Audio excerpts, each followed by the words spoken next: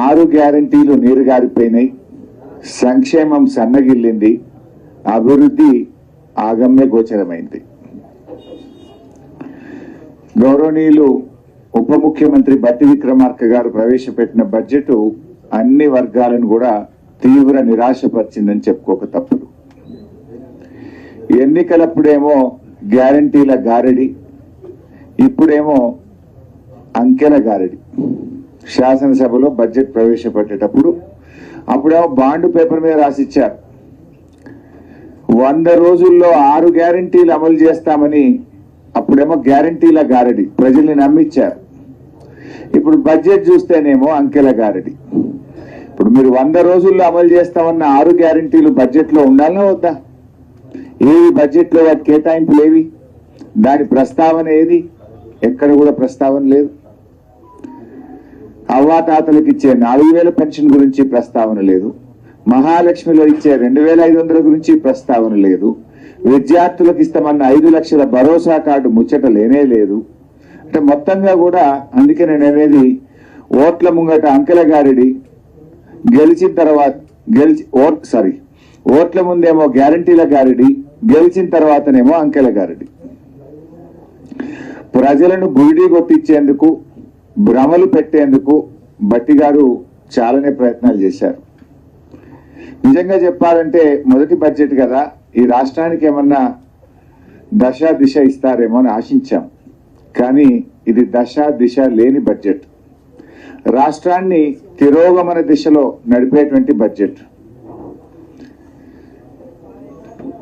ఏడాదిలో 2 లక్షల ఉద్యోగాలు ఇస్తామన్నారు, 8 నెలలు అయితే అయ్యిపోయింది, 4 నెలలు ఉంది. దాని గురించి ప్రస్తావన లేదు, బడ్జెట్ లో కేటాయింపులు లేవు. రాష్ట్రాన్ని అప్పుల కుప్పగా మార్చారని మరి మా మీద బుర్ర జల్లే ప్రయత్నం చేసినారు. మరి మీరేం చేశారు? బడ్జెట్ లో చూస్తే 57,000 కోట్ల అప్పులు తెచ్చుకుంటామని, గత ప్రభుత్వం తెచ్చిన దానికంటే దాదాపు 17,000 కోట్ల అప్పులు ఎక్కువ తెచ్చుకుంటామని ఈ ఆర్థిక సంవత్సరంలో ప్రతిపాదించారు.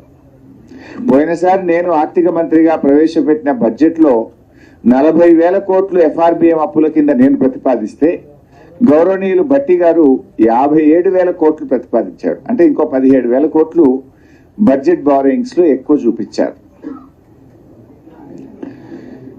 ఇక ఈ బడ్జెట్ అనేటువంటిది ప్రజలకు ఇచ్చిన హామీలను, మీ మేనిఫెస్టోను ప్రతిబింబించే విధంగా ఉండాలి.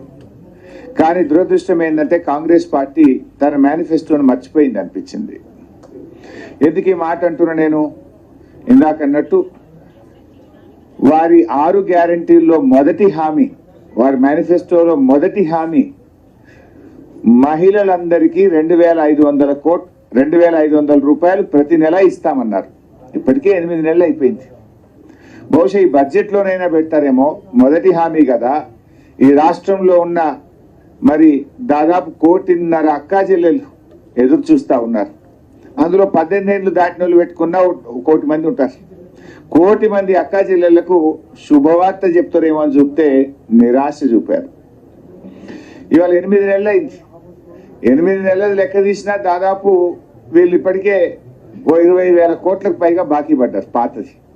పోనీ ఈ బడ్జెట్ లో పెట్టి ఇక ముందుకన్నా ఇస్తారేమో అంటే మహాలక్ష్మి పథకం కింద మహిళలకు మహా నిరాశను ఈ రాష్ట్ర ప్రజలకు, మహిళలకు కాంగ్రెస్ ప్రభుత్వం నిరాశపరిచింది.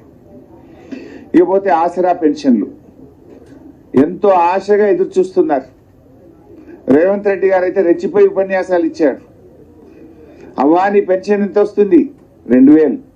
ఇగో డిసెంబర్లో ఇందిరమ్మ రాజ్యం రాగానే నీ పింఛన్ 4,000 అవుతుంది. నీ మన్మడు కాళ్ళు ఒత్తుతాడు, డీజిల్ కు పైసలు అడుక్కుంటాడు, పెట్రోల్ కు పైసలు అడుక్కుంటాడు అన్నాడు. మరి అడవిని 4,000 డిసెంబర్లోనే ఇస్తాను నువ్వు. ఇప్పుడు జూలై నెలలో ఉన్నాం, ఇప్పటిదాకా రాలేదు. కాంగ్రెస్ పార్టీ నాయకులు ఎన్నికల సమయంలో ఇంటికి 2 పింఛన్లు ఇస్తాం